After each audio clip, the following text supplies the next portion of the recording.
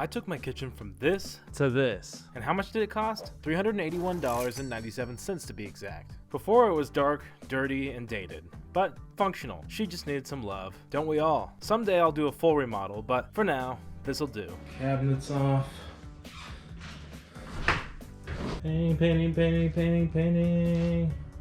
Lots more to do. And there was a lot more to do.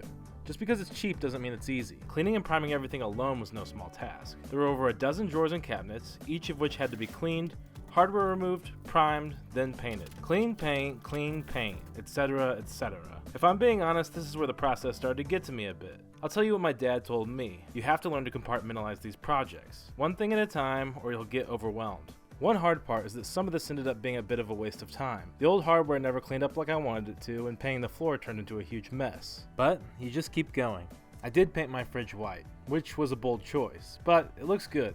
Appliance paint was $32.42.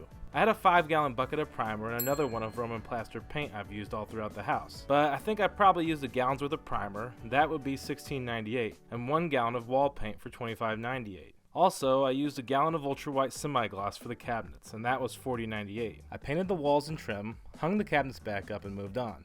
I picked up a box of antique brass poles on eBay for $21.26. No matter how old I get, holding the flashlight for my dad will always make me feel like a kid again. And yes, he still tells me I'm holding it wrong, but I was trying to avoid getting a piece of tile in my eye. Don't be like us and make sure to wear eye protection.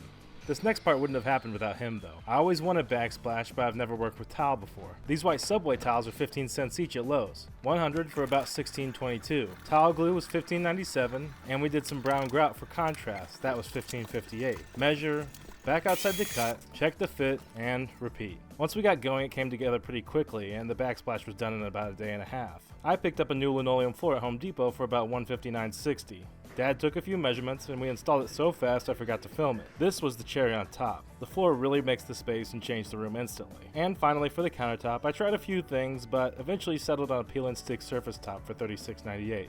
And we were done. Here's the final result.